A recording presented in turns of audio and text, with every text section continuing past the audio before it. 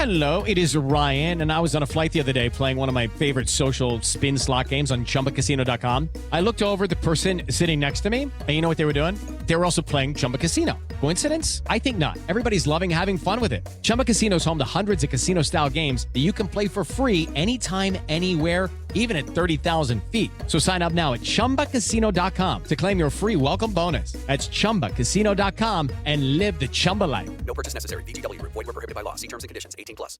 Judy was boring. Hello. Then Judy discovered ChumbaCasino.com. It's my little escape. Now Judy's the life of the party. Oh, baby, mama's bringing home the bacon. Whoa, take it easy, Judy. The Chumba life is for everybody. So go to ChumbaCasino.com and play over 100 casino-style games. Join today and play for free for your chance to redeem some serious prizes.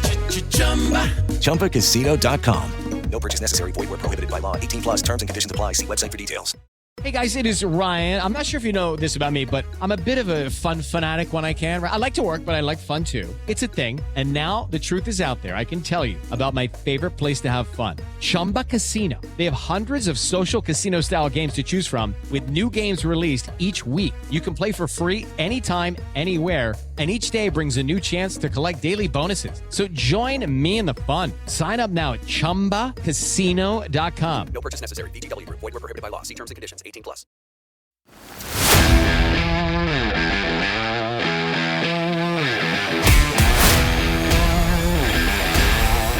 Welcome to the Dragon's Lair.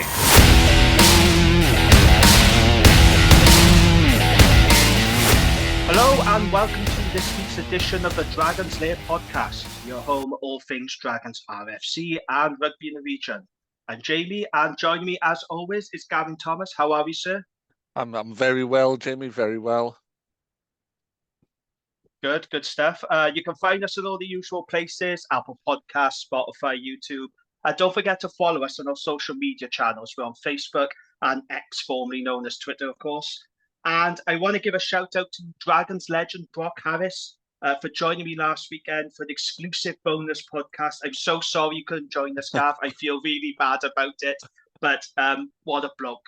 He's such a nice guy, Gav. You would have loved it. He was such a lovely bloke. The pod was great. And yeah, I was stuck on a train from Dover at the time. So yeah, I was slightly irritated. But, you know, it's good that we've got Brock on the pod. Yeah, he's a really nice guy. And if you haven't listened to it, please do check it out. You know, we spoke about his upbringing in South Africa, how he got into the game, you know, coming to the Dragons, his time there. My favourite part was him describing Lynn Jones as a bit weird. I found that quite funny. Really. I don't know, that just tickled me. Yeah, and obviously his time at the Storm as 39 years old, still going strong. Talking about the differences between scrummaging on the loose and the tight, which I found really interesting. So, yeah, just a top man, lovely guy. Yeah, so shout out to Brock. Thank you very much for joining me. So let's get straight into the news, Gav. Now, it feels like a long time since we recorded last together. Yeah. And since then, there has been a lot of news. So if you remember the last pod we recorded, shortly after we finished, Dragons announced the signing of Shane Lewis-Hughes, who, funny enough, I said would be a very good signing for the Dragons on this very podcast. What a coincidence. Who would have thought of it? So, Wales forward Shane Lewis-Hughes will move from Cardiff to join the Dragons ahead of next season. Lewis-Hughes can play as a flanker or a lock, and he came through Cardiff's academy and has played 69 games for the region. I watched Cardiff Lions on the weekend, and he's back from injury now, and he came off the bench in the 60th minute, so it's really good to see him back. Yeah, so what do you think of that one then, Gav? Shane Lewis-Hughes, do you think that's a good pickup for the Dragons? Yeah, without being critical of current players, he's an upgrade on Sean Lonsdale, isn't he? You know, he's a better player than Sean Lonsdale, and he'll inhabit that similar place in the squad, that kind of hybrid second row, back row forward. But, you know, it'd be interesting what we're going to do with our second row and back row now. You know, if we have everyone together, they are going to be fairly, you know, big-ish names that aren't going to be in the side. You know, what's Harry Keddy's place in the squad now? What's Matthew Screech's place in the squad? But isn't that what we want, though, Gav? Don't we Oh, of want competition course. for places? Because competition breeds performance, doesn't it? I Yeah. want people to have to work hard and fight for their place. If you know you're going to get picked every week, I guess you sort of lack that desire in competition. Whereas if you've got depth in every position, which you need to have to be, competitive in URC, then I think it's a good thing. You've got depth in every position. So it's a welcome headache for Dave Flanagan, isn't it? Oh, indeed. I don't know if you saw Sam Lana's post. It was before the Shane Lewis Hughes announcement, and he was basically saying that people had said to me that if everyone was there, Dragons had a decent 15. He said, but now they're getting a decent 23 if everyone's available. Absolutely. Friend of the pod, Sam Lan, of course. Indeed. Yeah. And he knows his onions, doesn't he? So, and he's He absolutely right, of course. Yeah. So, very pleased about that one. He's had a bit of bad luck with injury, I think it's fair to say. Shane Lewis Hughes, maybe in 2020, that sort of COVID era, he was really, really good, wasn't he? And that's what led to him getting picked by Pivac for Wales. I've always been a fan of Shane Lewis Hughes for a long time. He was, of the Pivac selections, he was probably the best one. Yes. I thought there was those 2 games he played, and he looked very good in that. Yeah, I think it's a good sign. And I have to say, I was surprised when I found out that he was leaving Cardiff. I think he would have been part of Cardiff's plans. I saw a few salty comments from Cardiff fans, but I think he definitely would have been part of Jockey's plans going forward, if he had stayed. He's a very versatile player. He's a Welsh international, and I think he's quality, and I'm really pleased we've picked him up. And the good news is we've picked him up on, well, according to the Argus, on relatively meagre terms. So we're not paying over the odds. So if it doesn't work out, for example, if he picks up a lot of injuries, that's fine, because we're not paying over the odds for him. No. But obviously, if it does work out, then we've got a Welsh international quite cheap. So it's a win-win situation as far as I'm concerned. Absolutely, and there were lots of people saying, "Oh, why are we just getting foreign players?" Well, we've recruited Welsh now, so I've got no time for those people to keep neither on have I. foreign players. So that's a rabbit hole I don't want to go down. It boils my piss. But yes, very pleased with that signing. So Shane Lewis Hughes will be joining the Dragons in the summer. And then another signing that was announced recently. So the Dragons are bringing Ollie Burrows back home to Wales. The 21-year-old from Neath, he's agreed to join the Dragons from Exeter Chiefs. The former Wales under-20s international moved to Sandy Park in 2020, and he made a senior debut for the Chiefs in the Premiership Cup against Bristol Bears back in 2021. And this season, Burrows has spent it on loan down at Cornish Pirates. So Dave Flanagan had this to say about him. Ollie is a big man and has a lot of potential. It's great that we can bring someone like him back home to Wales. He is an ambitious player who will look to drive competition in the front row. It's that big man theme again, Gav, isn't it? Have you noticed the continuing theme for all our signings? They are all big men. It's interesting because I'd say hooker is probably somewhere we have strength in depth already as well. Yes. Because Elliott clearly first cab off the rank.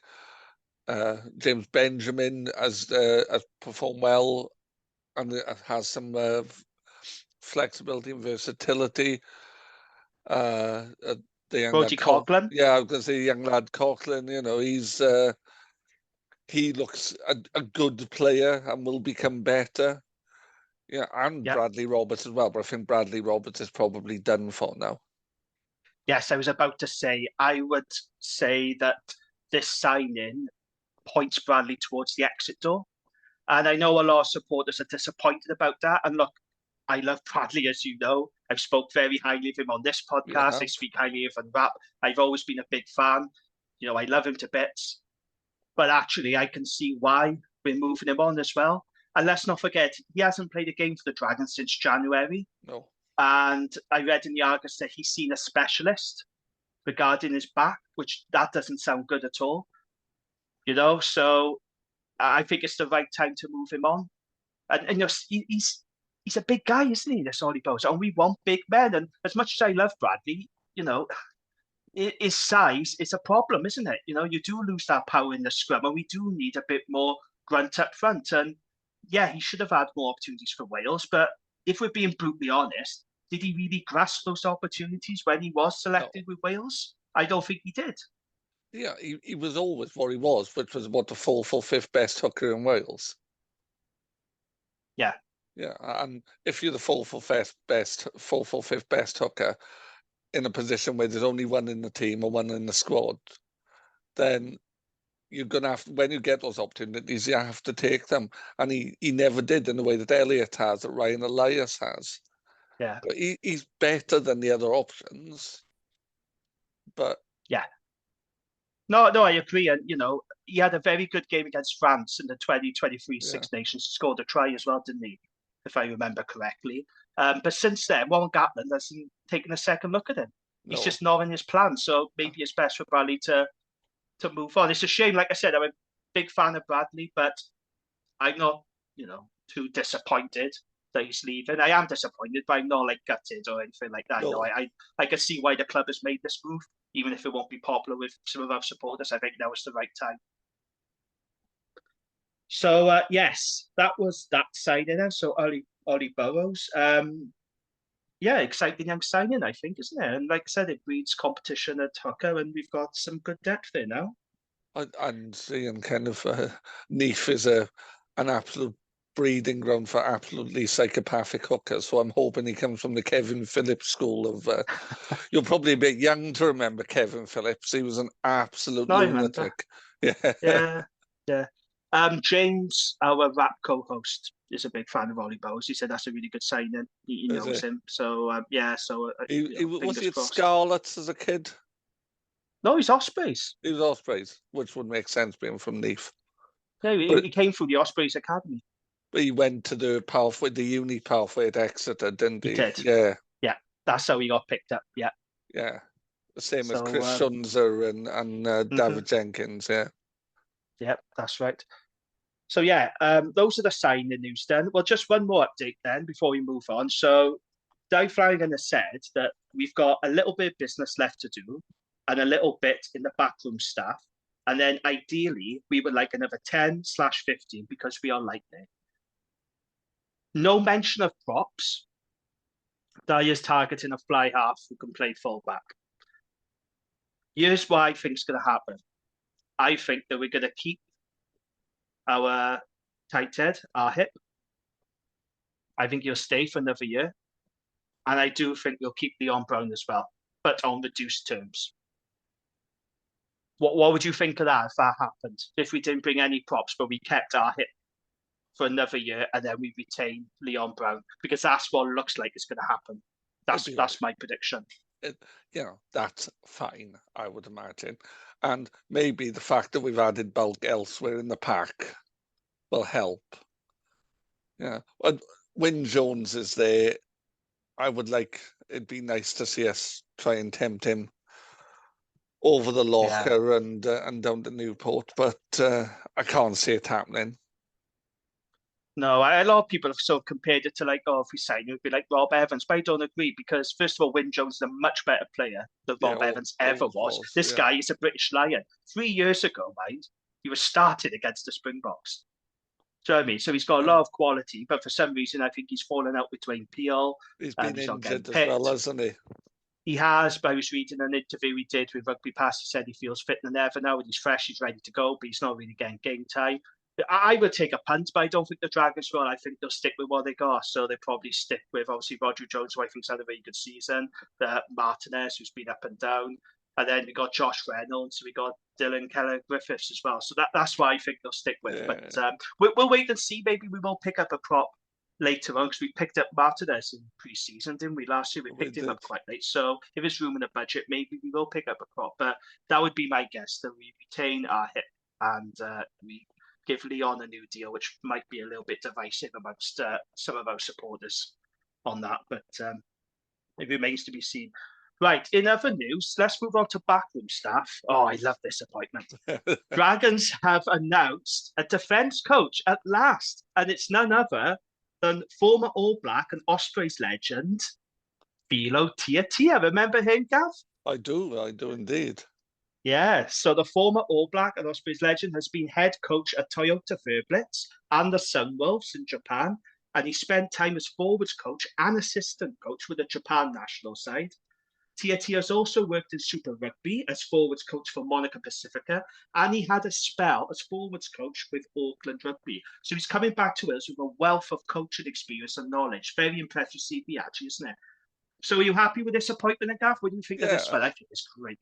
An experienced coach, has coached at the highest levels, has got a breadth of coaching experience. You know, he's not been just coaching in the Welsh Premiership. No offence to the Premiership, but you know, this is somebody who has coached in Super Rugby. This is somebody who's coached international rugby in the Japanese High League. Yes. You know, he's done it all. Knows Welsh rugby, having been at Swansea for a number of years.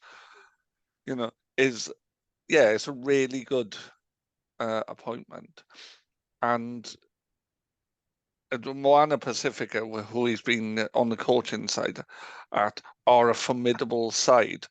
You know, if you compare them to the Drua, who look a bit lightweight, Pacifica do not. They're well organised, they're well structured, they're really aggressive around the fringes of rucks.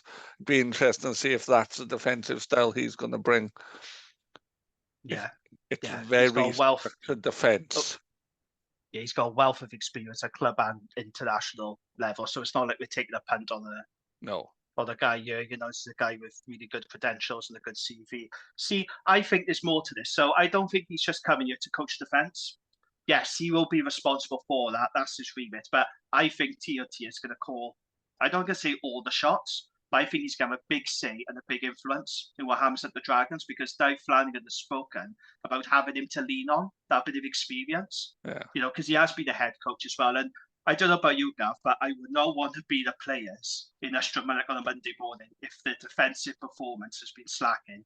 If you're that guy making half-hearted tackles and feel Tia is not happy with it, you can look out, can't you? Because that's a guy you really don't want to piss off. Yeah, can you imagine you come off half-time, it's been a bit lackluster. It's not going to be a polite chat, is it? There's going to be a lot of banging of lockers and... Oh, yes. And maybe that's what they need. You know, it's... because he's going to bring structure and quality to the coaching, but also they need to rocket up their arse sometimes, and I don't think Dai really gives that. No, and that's the problem. A lot of supporters say that he's too nice, you know, that Dai's a nice guy, and, you know, who's really, you know, laying down the law to the players after a poor performance. But I think what Tia will do, he'll gain respect from the players. I think they'll respect him. And there's been a lot of talk about culture, you know, about the culture at the Dragons, and feel Tia will come in and change the culture. I mean, I've got my hopes up for this appointment. I think it could be really, really transformational for us. Yeah, I'm not going to say we're going to turn into Will Peters overnight, but I think Tia is the kind of guy who can come in, gain respect, get the players fighting for him, and try and turn around our mentality and culture. What I'm hearing, Jamie, is Champions Cup in 2 years. Oh, I know. I'm not even gonna make any predictions now, but you know what I mean. I do think I would like to see it turn out. Yeah. You know, I am confident. He says, touching wherever this is not what. I am confident that we will perform better next season than we have this season. Yes, I am as well. I am already looking forward to next season now. You know, in a way, these two games, yeah, of course I want to win them. But now I just think, well, if we don't, I mean, even if we do finish bottom of the URC, I'm not that bothered, really. Because what does it mean? There's no relegation. No. There's no real consequences. Yeah, okay, we finished last. We've had a bad year. We just look forward. The only way is up, isn't it? So I'm really looking forward to next year. There's so many positive changes happening at the moment at the club. And yes, we have been here before. We've had so many false stones in the past, but I don't know. I just feel that we're making the right moves. It feels like there's a plan and a proper strategy in place to turn this around. And we got good people in charge this time, Gav, haven't we? We have. Yeah. And they've thought about what they're doing. I think last summer when we were first doing the pod, it was a bit like, yeah, I'm not really sure what the purpose is of some of the recruitment. But now you can really see what the purpose is. Yeah, and also don't forget we was in limbo with the takeover, wasn't we? Yeah. We didn't have a defence coach. I was never happy. Well, we wasn't happy with the coaching setup, was we? No. You know, we had concerns about it, but we didn't have a proper coaching setup now. And yeah, roll on next season. I'm already looking forward to it. I think it's a very good appointment. And speaking of very good appointments, here's another one for you, Gav. The Dragons have appointed a key member of Gatland's backroom team as their new head of performance. So Dr. Ryan Chambers is currently head of sports science for the WRU. He's been employed by them for the past 15 years, but he's going to join the Dragons this summer. And he's going to be replacing Dan Barrow, of course, who's leaving the Dragons to link up with the Georgia national team. So we've got a key guy from Warren Gatland's backroom team. You know, it's the guy that's been part of, you know, a backroom team that's won Grand Slams and been in World Cup semi-finals. So that's another big coup, isn't it, for this club to get someone of his stature and intelligence, I guess. Is there a strength and conditioning role? I was trying to work, because I read the report in the Argus, and I was trying to work out what exactly his role is. Well, it says head in performance, so I'm guessing it will be sort of strength conditioning, nutritional advice, that sort of thing, you know, statistician, you know, statistics and all that. I think this is a data-driven, you know, performance role. I think it's that, but that's good. That's good, you know. Like I said, this is a guy who's been with the WRU for 15 years. Like, he's got amazing experience, so it's just good to have someone with that knowledge and IP joining you, isn't it? So yeah, another positive appointment. In other news, then, 20-year-old Pontypool and Dragons hooker Sam Scarf has gone on loan to Gloucester until the end of the season. So he's now the fourth player to feature for Gloucester this season after Josh Reynolds, Shea Hope and Lewis Jones played for Gloucester, but they played in friendly fixtures. So Sam made his Cherry White's debut last weekend. He came off the bench, 41st minute, so we got a fair bit of game time. Unfortunately, he was part of the Gloucester team that lost 90-0 to Northampton Saints. Oh, poor Sam. I mean, that scoreline is shocking. And look, I know it was third string. Boys. I know it was third string. There's a lot of kids now, but that shouldn't happen in a professional game. That should not happen in a Gallagher Premiership, that scoreline. I'm sorry. That is pretty disgraceful by Gloucester, isn't it? No, the Gloucester coaches need to have a look at themselves, because I don't know if you watched it. I watched highlights. It was men versus boys, you know, and they all looked out to their depth. You know, Sam looked a bit out of his depth, as you would expect, because he's up against a side to go to the semi-finals of Europe. Yeah. And, you know, it was a bunch of kids, essentially. Yeah, but Sam is one for the future, and I think this would be a good experience. Yes. I mean, that's not the experience you would have wanted, being part of that team that got battered 90-0, but it is part of it, you know, of learning and growing, I guess, isn't it? Yeah. So, yeah, I tell you what, Mike, Gloucester are going to look very daft if they don't win the Challenge Cup, because they're resting all these players. If they win the Cup, fine, it's paid off. I mean, you know, there's a bit of humiliation involved, but they could say, well, we won the European Cup. But if they don't, then George Skivington's going to look like a bit of a wally, isn't he? Yeah, he's on thin ice, George Skivington, I think. I tell you what will be interesting. They're playing Newcastle on the weekend, and Newcastle haven't won a game all season. So that'll be interesting to see what team they put out and whether Newcastle can finally get their first win. We think it's been tough for the Dragons, which it have, but spare a thought for Paul and Newcastle, who haven't won a single game. Yeah, but the same thing. They know they can't get relegated. No relegation this season, is there? No, that's true. Okay, let's talk about the leavers list then. So Dragons, like a lot of clubs now, it's that time of the year, we have announced our leavers list.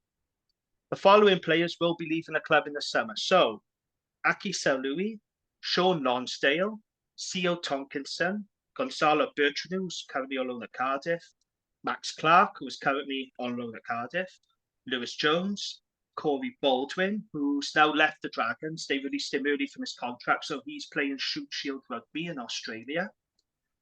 Nathan Evans, who's featured quite a lot for Newport RFC this season, and Jack Dixon, who of course retired recently to pursue a career outside the sport.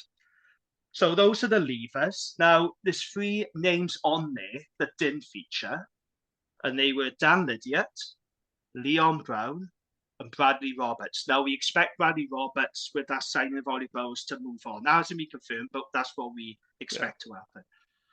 So when you look at that list, Gav, what do you make of it? Are there any names in there that stand out to you? Did you think, oh, I wish we could have kept hold of him? You know, were there any major disappointments for you? No. They were all players I said to you that I saw going, and I wasn't that worried about. You know, Aki hasn't really done a great deal. He hasn't brought a lot. Sean Lonsdale is fine, but we've upgraded on Sean Lonsdale. Theo Tompkinson, again, decent player, but not really Sean. Max Injuries, Clark, I think, has been a big problem with Theo. I like Theo, and I think if there was room in the budget to keep him, we would have. But I think that's a budget call. Yeah. I think that's a budget call because he wouldn't have come cheap. But unfortunately, No. we haven't seen the best of him, and he's been And injured Max quite a lot. Clark as well. I kind of promised a bit, delivered very little. Speaking of Max Clark, did you watch the Lions Cardiff game on Saturday? No, I did not watch that.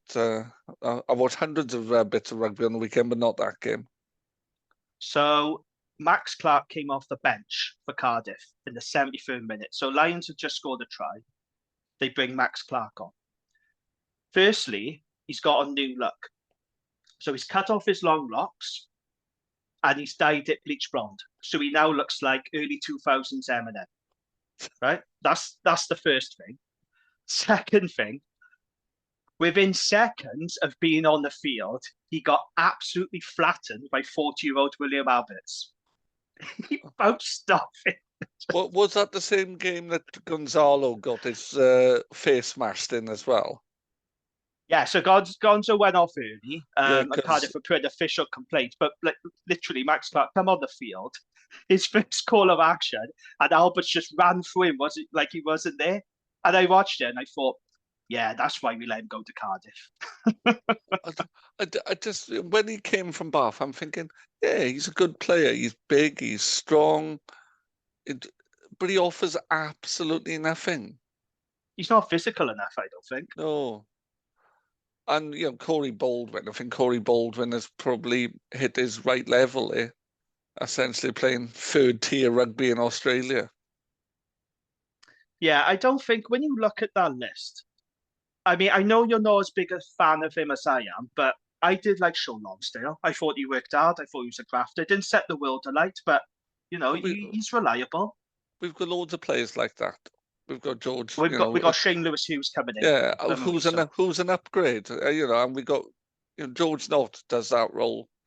Screech does that role. It's I don't know what he brought to it. And Di playing him in the back, he is not a back row. He was always better at second row.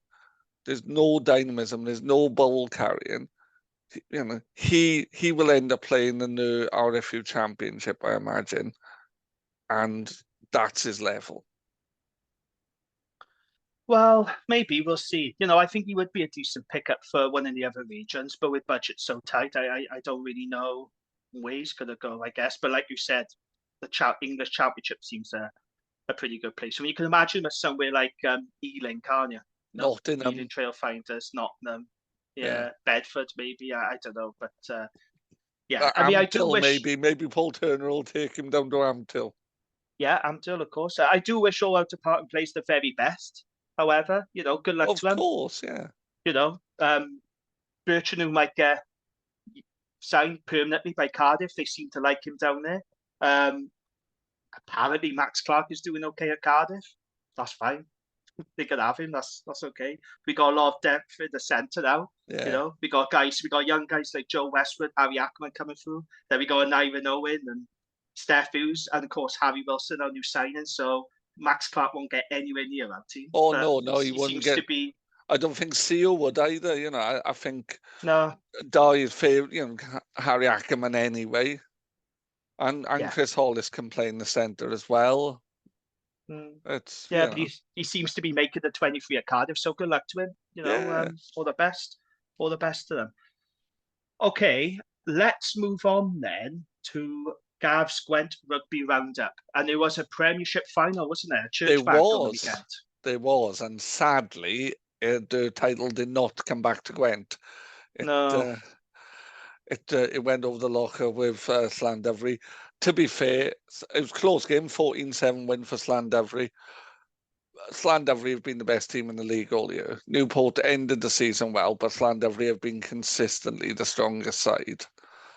Lost to Newport once, but ultimately, they did what they needed to do. That's their second title. But to be fair to Newport, though, I will give them a lot of credit. They have had a fantastic season, and Ty Yeah. Morris has done a really good job. What he's done there is he's combined experienced players along with the young talent we have at the Dragons. We've seen guys like Shea Hope and Joe Westwood really kick on there. David Richards has done well. And you got guys like Elliot Fruin, Lewis Lloyd, Matt O'Brien, of course, Dragons backs coach. And before that final, they had won 15 games in a row since they lost to Llandovery. I mean, that was incredible run they went on. So I think Ty Morris is meant to give a lot of credit. Well, I was going to say Ty Morris has just done the sensible thing. He's got all this young talent, but instead of just saying, well, we'll rely on that, he's got like Reinhard in and a couple of old heads who are going to do what's needed to be done and give the space and the time to the younger guys. How good has Reinhard been for him as well? Yeah. He's been so good for Newport. I don't know if you saw the picture. Don't know if you saw the picture of him after the game, and he just stood on the pitch in his socks drinking a beer, and he thought, "Yeah, that's what rugby is about." He posted a lovely picture as well on Twitter of him and Adam Warren. Yes, yeah, that was the picture, which was really nice. Him and Adam Warren having a beer together. Yeah, two Dragons greats there. I miss Adam Warren. He's a very good player for us, very reliable. But commiserations to Newport. It's been a great season. I mean, let's be honest, Llandovery and Newport were by far and away the best teams in the Premiership. No one else came close to them. No. But congratulations to Llandovery on the back-to-back title wins for them. But there was a number of other games, and the last, Llandovery's last game in the Premiership and Newport's last game in the Premiership before moving into the EDC next year. Alongside Ebervale and Pontypool, so lots of Gwent involvement in the EDC. But below the Premiership, there were a number of games. So in the Championship, Bedwas played Treorchy and won 31-22 at home. Division 1, Pontypool United beat Bedlinog 19 points to 7, and Talawine beat Sengened 17 points to 12. In Division 2, Oakdale lost a thrilling game against Ableri Blaenau Gwent, 24-26 at home. Ableri Blaenau Gwent unbeaten all season. In Division 3, a less thrilling game, I would imagine. Abertwsog lost to Blaenau 5 points to 9. Well, for the purists, that sounds. Yeah. I've said this before, and I'll say again, Abertwsog is not a nice place to play rugby. I can't imagine that was a nice day for anybody. No. Lovely club, Abertwsog, very welcoming, but not a nice place to play. In the Division 4, Betos beat Havadaranis 62 points to 14. Blackwood Stars lost 12 points to 71 at home against Gwynafed. A couple of games, scores there suggesting teams have given up for the season a little bit. New Panteg beat Bedwellty 52 points to 17, and Whitehead lost 23-34 at home to Crumlin. And then end of the season scores in Division 5 and 6. Division 5, Westmont losing 7 points to 69 at home against Forgeside. It's been a tough season for Westmont anyway. They've shipped a lot of points all season, so ending as they've done most of the season.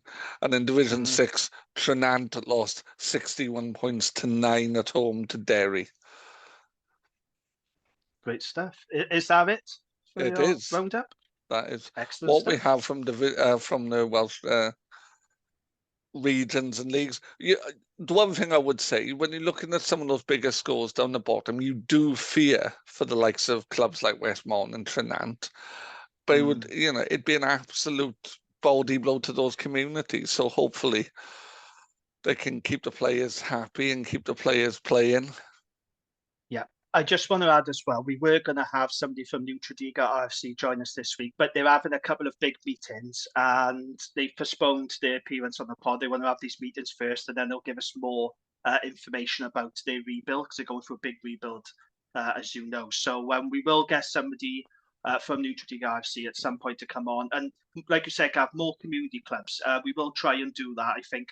We'll reach out. We'll reach out to community clubs next year and hopefully have them on quite regularly. But if you're listening to this and you're part of a community club in the Gwent region, then let us know and we'd be happy to have you on. If you play in the Absolutely would. Championship or if you play in Division 6, we are interested. Yeah, absolutely. We've been very fortunate to have some fantastic guests on this pod. You know, I'm surprised some of them even agreed to come on here, but they have. And fair play to those guys. But I would like more people from the community game, I think, from grassroots. You've done a fantastic job of the guests, Jamie, and there's no doubt in that. Some of the people we've had on are really, really impressive. It is, isn't it? Well done with that. Brock, Reinhard, Colin Jarvis. I'm still, David Buttress. Yeah, we've had some brilliant guests on, and thank you to all those people who've appeared, and the supporters as well. Tom Coleman from Leinster supporter, and Rhiannon Lowe, Lions. It's been really good. Okay, let's have a look at Friday night. Well, look back at Friday night, I should say. We played the Stormers, a fully loaded Stormers, packed with Springbok players, and we were a little bit fearful about this, weren't we? So the score finished, Dragons 21, Stormers 44. However, that doesn't tell the full story, does it, Gav? Because Stormers head coach John Dobson, who I've got a lot of time and respect for, I really like John Dobson, he said, and I quote, "The final scoreline was probably one of the most unfair ones I've seen in rugby." He's right, Gav, isn't he? That scoreline does not reflect our efforts. What did you make of it? Yeah, I think for 60 minutes, we were really, really good. I think there were 2 10-minute periods that done for us. The first was the first 10 minutes when about the first 15 really, we dominated territory and possession, did score, but probably should have scored more. And then the last 10 minutes when it all went to hell in a handcart, really. But, the defining moment of the game for me, I think it was about 20 minutes in. And we had controlled the game, absolutely controlled the game. And Chris Hollis got stripped in a tackle. And then Stormers have kicked and scored. And it was their first attack. And I think that was the difference between the two teams. There was a sharp edge to Stormers that we didn't have. Yeah, that first half, though, I thought we were very, very good. We had 72%. We had 72% possession and 77% territory. That was the Dragons the first half. Those were the stats. And yet we only had 1 point to show for our dominance because Will Reid made an error. He failed to collect an aerial bomb. That leads to Stormers' try. It was a great cross kick from Warwick Alantony winger. Fair play. It was well executed. Yeah. But other than that try, the Stormers didn't fire a shot. We was well on top. I thought we were fantastic. But then, like I said, you go into the sheds at half time, you're thinking, we're only a point behind where we should have had a bigger lead. How are the Stormers going to come out now second half, and can we keep it up? And the second half was a different story. I mean, it's worth pointing out, in the last quarter, the Dragons were still winning. We were 21-16 ahead inside our final quarter. And even in the 72nd minute, Dragons were only 2 points behind. Yeah, it was 20, wasn't it 23-20 with 9 minutes to go? It was something like that, yeah. So we were well in the game. But that last 10 minutes absolutely killed us. And it started with the unfortunate sin binning of Rodrigo Martinez, who I have to say I was disappointed with because, look, I like Martinez, and when he's on it, and he is a decent scrummager, but he came off for Rodri, who had a very good game, really solid at scrum time. Don't forget, man, he was coming up against Frans Malmö, who should have won a World Cup. He's done well, Rodri Jones, he has. Martinez comes on, and he just gives away penalty after penalty after penalty. And Chris Busby, the referee, was warning him. I was like, something's going to happen here. He sent him off in the 71st minute, I think it was. Malherbe put him under so much pressure. Rodri Jones was dealing with the pressure, and Malherbe just, it was interesting just to watch the scrummage. And Rodri Jones had kind of controlled Malherbe, and all he's done to to Martinez is just short his bind and pull him in, and every single time he's just popping out or popping sideways. Yeah, so that means then we're down to 14 men for the rest of the game. So we're a man down, which doesn't help. No. Springboks, coming onto the field, they've got a strong bench. The Storm has really good depth. I have to say, friend of the pod and Dragons legend Brock Harris was pretty good, didn't he? He made a big difference to their scrum when he came on. No surprise. So, yeah, we have to deal with that. And then Angus O'Brien comes onto the field, picks up another injury. He's just had a wretched season for injuries. He's had no luck at all. So he limped off. And that meant that we had to reshuffle our backline. So we ended up with Steph Hughes at fly half. We had Theo Thompson moving into the centre midfield. And then we had Dane Blacker, a scrum half, switching out to the wing. And then we had Morgan Lloyd, the Pontypool scrum half, coming on for his debut. So we got a completely disjointed backline, no cohesion here at all.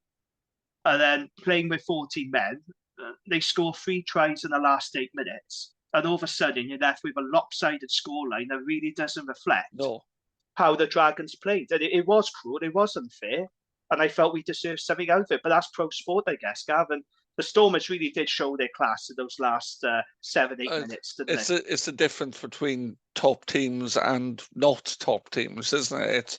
They took every chance that was given to them. They put us under pressure when they needed to. We didn't take the chances. And it's the difference between hopefully where we are now and where we are next season. The bench wasn't really strong enough. So when we made changes, we just got weaker. And that's happened a few times this season. Even when I've looked at our team sheet and I've looked at the bench, I think, that's a decent bench. Certain players, and I won't name them, they haven't made an impact when they come on. And that's disappointing. And rugby is a 23-man game. We need everyone to pull their weight and chip in and make an impact on the field. You can't just rely on your first 15. And the best teams have that depth, don't they? And they have a bench, finishers, whatever you want to call them. I know it's cringy term, finishers, but you need those guys to come on and make an impact. And unfortunately, that didn't happen. But let's take the positives, Gav. Dragons went toe-to-toe. We were never going to win this. It was always going to be a tough game. But we went toe-to-toe with, one of the best teams in the URC who were loaded with Springbok players. But, it was only the last 10 minutes where it really did go to shit. But other than that, it was a good effort. It wasn't a bad performance. Yeah, it wasn't. We questioned the effort, haven't we, over certain Dragons games. And this was a game where you go, same with Con at mind. We looked at it and we said, that was a good effort. Yeah, the effort was there. Same mistakes killing us, but hopefully next season they'll disappear a little bit. I'm hoping that we can be, if we get another 10 in, I'm hoping there's some experience so we can give Will Reid a bit of a break. Because I don't think this season's been great for him. I don't not rate him. I just think he's young, he's still learning his game, and errors will haunt him if he doesn't get a chance to just chill out. Yeah, I think with Reid, look, he's had a shoulder, burden of, on his shoulders because Kai Evans has been injured. Angus has been out for a lot this season. He's played a lot of rugby. And he's a young 10, he's learning his craft, but he does make a lot of errors. And that's kind of the problem. And I do feel for him, he does need a rest. And unfortunately for this weekend, he's our only fit and available fly half, which means we're going to need him to do probably another 80-minute performance because he's our only fit and available fly half. So it's been difficult. And he is a talented player. This is a guy who's been name-checked by Warren Gatland, don't forget. So the Welsh management are keeping tabs on him, but it has been tough. We are right. We do need an experienced 10, and Di Flanagan has talked about that this week. So we'll see what he comes up with there. But, in terms of positives in individual efforts, Aaron Wainwright, he's so fucking good, isn't he? Aaron Wainwright was doing Aaron Wainwright things again. He is so good. He's got to be our player of the season, hasn't he? He certainly, I think Rodri Jones probably deserves a bit of credit. But I'm going to say my player of the season right now. We might want to do this more formally. As for me, it's been Jared Rosser, who's just always he's given 100%. He hasn't Yes, there's been a couple of opportunities where perhaps he should have done better. The Edinburgh game, but I think Jared Ross has had a strong season. But yeah, Aaron Wainwright is a class above. I'm not comparing him to Jared Ross. He's a much better player than Jared, and looked great against Stormers. Yeah, and I thought Harry Keddy worked his socks off as he always does. He scored a try. I thought he worked really hard in the back row. Rodri Jones, who I already mentioned, I thought he was really solid at scrum time. Like I said, up against Frans Bauer. The scrum did disintegrate when he come off, unfortunately. Dane Blacker, let's be honest, he hasn't set the world alight since he's moved to Scarlets. He hasn't been bad by any means, but I don't think he's, been brilliant either. But, he's fine. Against Connacht, perfectly fine, we like to say on this podcast. He's been perfectly fine. You know what? He was good against Connacht and he was good again against the Stormers. So, the more game time he's having, the more confidence he's building, he's getting better. So I don't know what the status is with our scrum halves. I don't know if Rodri's going to be fit. Rodri Williams is going to be fit for the Ospreys game. But if Dane Blacker starts, I'm fine with that. On Saturday, because I think he's getting much better and he will get more game time, especially with Birchenu leaving the club.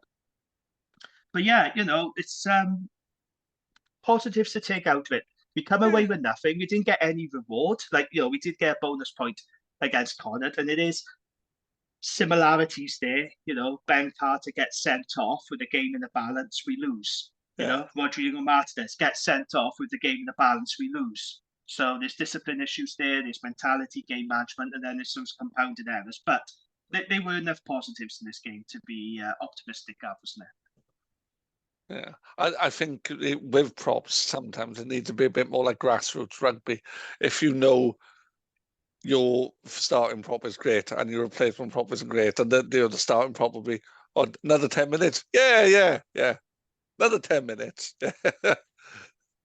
Yeah. As you make them play a whole game. It was a beautiful night in Newport as well. And the beer was going down really nice. Too good for my liking, but it was going down lovely. I was drinking cider actually. That's unlike me, but it was good perfect weather drink. for cider. Yeah. It was going down nice. Thatchers. And all the kids and everyone was allowed on the pitch after the game, which was a nice touch. It was good atmosphere. It was a really good atmosphere. There were more Stormers fans there than I was expecting. I saw quite a few around the city centre. They'll have just come up on the train from London, won't they?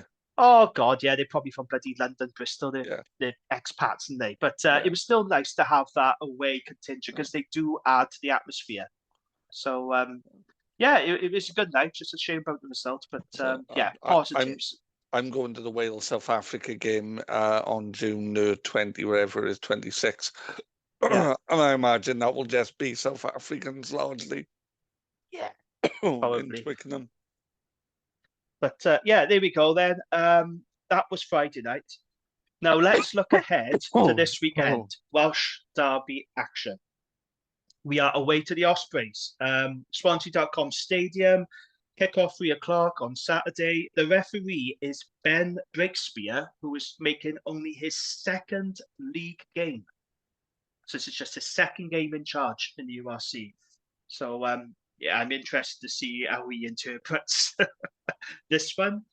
The game is live on Premier Sports only, so it's not on free-to-air, but S4C are showing a full match replay on Saturday night at 10:05. So if you haven't got Premier Sports, you can watch the game in full on Saturday night on S4C. So Dragons' last win against the Ospreys in Swansea was when, Gav? I like to play this game with you. I've put this on social media. You should know this. Yeah, you put it on social media. Oh, it's a long time ago. 2012, because it was a young Fowlertown, wasn't it? It was 2010, October 31st, 2010. The Dragons won 16-21. A young Talupe Fowlertown, I think he was 19 at the time, was player of the match. And a certain Mr. Dave Flanagan was Osprey's fly half. That's how long it's been. Dave Flanagan was Osprey's fly half the last time that the Dragons won. And Talupe was 19. Well, he would have been Toby in those days. He was Toby, that's right. And he had the Phil Lynott here as well, But classic Talupe Fowlertown. So Dragons have not won away from home in the championship since beating Scarlet in Llanelli. That was back in April 2022. But the good news is we have won 3 out of our last 5 fixtures against fellow Welsh regions. As for the Ospreys then, so they're 11th in the URC table, and they do have an outside chance of making the top 8. But they need bonus points wins against us and Cardiff at Judgment Day, and hope other results go their way. So they are still in the mix. It's a long shot, but they've got plenty to play for. And they've had 2 very tough results against Bulls and Leinster. They've conceded over 120 points, and this is their last home game. So they're going to be really desperate to put on a good show for their home supporters and keep themselves in the playoff mix. So, Gav, Di Flanagan has spoken this week about going down to Swansea with nothing to lose and upsetting the Ospreys' playoff plans. How do you feel about this? Can the Dragons put a spanner in the works? Yes. Yes. Do I think they will? No. But yeah, that didn't sound convincing at all, Gav. Yes. Oh, of course they can. Yes, they can beat Ospreys. Are they going to? I don't know. Osprey, I'm not on the Ospreys are good bandwagon. Ospreys are fine, perfectly fine. They're the best Welsh team, but they definitely are. Yeah, they definitely are the best Welsh team. See, the thing is, I like Ospreys, right? They are kind of my second team because you get a lot of people say, "Oh, I like the Dragons. They're my second favorite team." You hear that quite a lot, don't you? Well, I would say Ospreys are mine, and I really like and admire Toby Booth. I'm a big fan of his. I think he's a brilliant coach, and I think the Ospreys have had a very good season. He irritates me. Why? What's irritating? He's like Ted Lasso. It's the find a way stuff, is it? Yeah. He likes coming out with find a way to win. Well, it works for them, though, doesn't it? Because, they have found a way to win games, and they've been very good. They've had great wins over Ulster, Stormers away. I like the Ospreys. I think they've done a really good job of being competitive this season. I think they should hold their heads up high, whether they make the top 8 or not. I personally don't think they will. But I think they've had a very good season when you consider the circumstances the Welsh rugby is in. It's just a thing with me not liking his style, Toby, but he's done a very good job at that club, and he is. There are good players there. My issue with Ospreys, it's a bit like Manchester United in football. Manchester United haven't been good for a decade. Ospreys haven't been good for a decade. But their fan base is, well, why would you do this? Why isn't X in the team? Why isn't B in the team, the Wales team? Yeah, I just find that kind of big club mentality a bit irritating. What I've noticed is when they do well, they do seem to get a lot of bandwagon jumpers, don't they, the Ospreys? And then when they're not doing so well, you don't really see it. But and they've upset, like I said, I like the well. Ospreys. They've upset Neath. Oh, Neath are upsetting themselves. They are absolutely bonkers. As I said on X, right? Neath, a perfect example of why it was a terrible idea to let amateurs run the pro game in Wales. Oh, yeah. Those statements alone, they just shows they are not fit. Amateur clubs and community clubs should not be having a say on the running a pro game in Wales. But I am really just enjoying how bonkers they've gone. Did you see the thing they put on X? With the Ospreys badge with a big red cross. That's what made me laugh. That was the thing that tickled me. The big red cross with the logo. Neath will not be playing. The Ospreys will not be playing at the end. It really is all happening at Neath RFC. It's like, oh, dear me. Good PR, mind. They've had plenty of PR, haven't they? Ospreys won't be at the club, but there are a range of tribute bands, so come along to that. No, you're all right. I think it's a bit laughable. It's a bit laughable, isn't it? It's a bit embarrassing. I think it's really embarrassing, I do. It's that whole episode. Embarrassing, I think. But so Dragons are going down to Swansea with nothing to lose. What I don't like, though, is people saying, "Oh, the Dragons have nothing to play for." Well, we do, because we don't want to finish bottom of the URC. No. Don't forget, mind, we are trying to overtake the Scarlets. We are trying not to be the worst Welsh team again. So we do have something to play for. But also, as well, apparently, I think it's a very long shot, an outside chance, but we are still in contention for the Welsh Shield, I've been told. But that's what Harley said on the Rap podcast anyway, so I don't see it myself, obviously, but there is something to play for the Dragons. It's in total dead rubber. We've lost a card. I suppose technically we could do, but it'd be relying on other teams doing quite poorly. Because the Welsh Shield is just in the games between the Welsh teams, isn't it? Yeah. So Yeah, we've played 4. We've beaten Scarlets. We lost to Cardiff twice. I don't know how it works. I haven't really paid attention to the Welsh Shield, I gotta be honest. I would love Dragons to win it just to say they've won something. But it's not something I've paid any attention to, this Welsh Shield stuff. But the Welsh Shield gives you a European Champions Cup place, doesn't it? No, I don't anymore. Or does it not? No, I don't know. You only get European place now if you finish in the top 8. Oh, okay. You just get the hubcap with stickers on if you win the Welsh Shield, which is what it is, isn't it? Oh, yeah. Yeah, they changed this, so it's top 8 now that gets a place in the Champions Cup. Which is right. Yes, it's meritocracy, isn't it? It's how it should be, really. Some good news for the Dragons then going into this game. Ben Carter is back from suspension because he missed that crucial Newport RFC game, didn't he? The one he was definitely was going to play. Oh, yeah. First name on the list. Of course. He was always going to play for Black and Ambers. Yeah. He's back from suspension, so we'll have Ben Carter back, which is great. I'm a big fan of Ben Carter. One of those players who's always undervalued and underappreciated by people from outside Dragons. But I like him. I got a lot of time for Ben Carter. Yeah. And we've got Wales under-20s captain Ryan Woodman, who's back from injury. So he's going to be involved in this. And that'll be great to see him back because he was having a really good season, wasn't he? Like every time he put on the Dragon shirt, he was impressive. And then he picked up that thumb injury, didn't he? Yeah, I thought he was probably our best kind of the young players coming through and was looking made for it for me. And then, picked up that quite horrible thumb injury, didn't he? He did. So it's great to see him back. Just to say as well, the Dragon Supporters Club, they have got space left on the bus system. So they don't have any ticket packages left. That's sold out.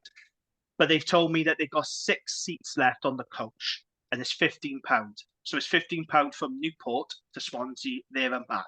So if anyone has got tickets and you're looking for travel, you can contact the Dragon Supporters Club, get in touch with them through their socials and their website. There's 6 seats left available, coach only, no ticket, £15 there and back.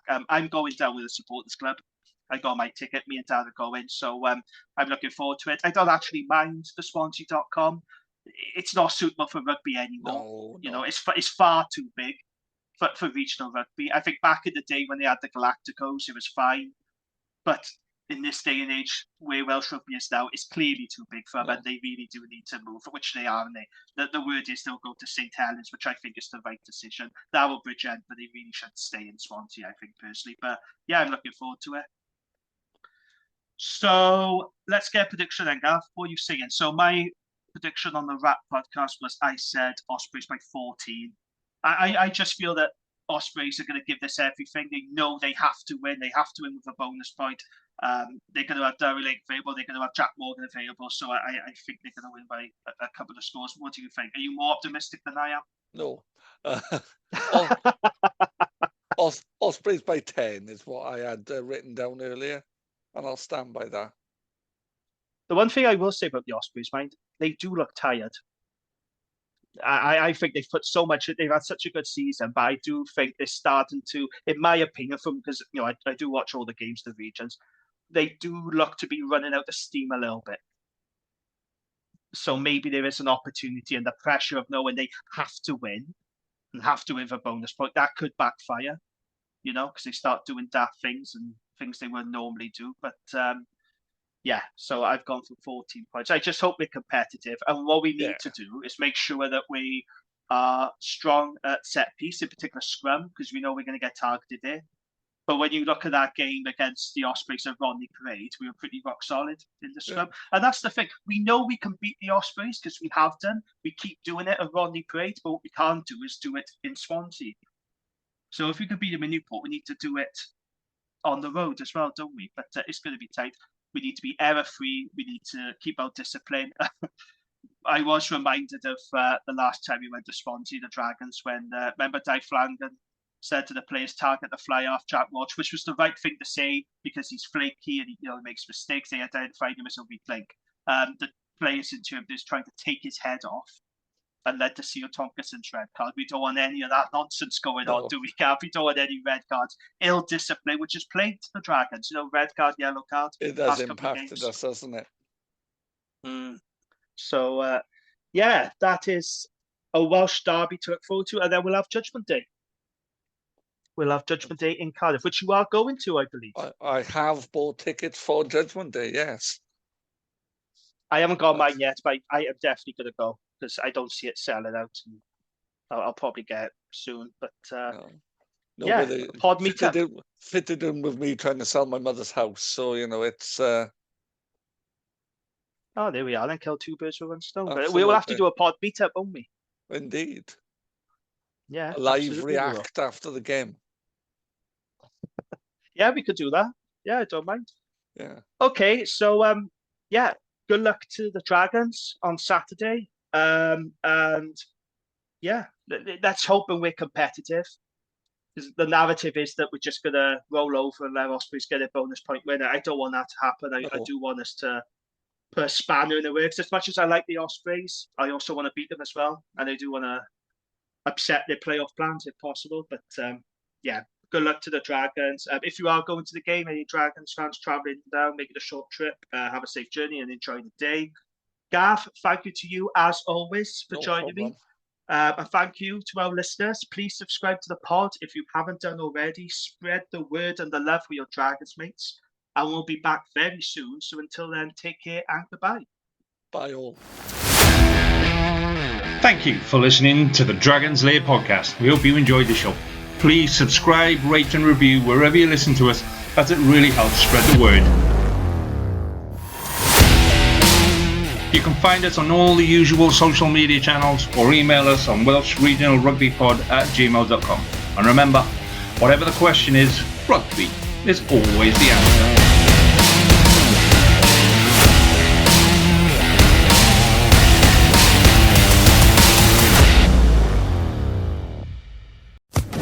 Social Podcast Network.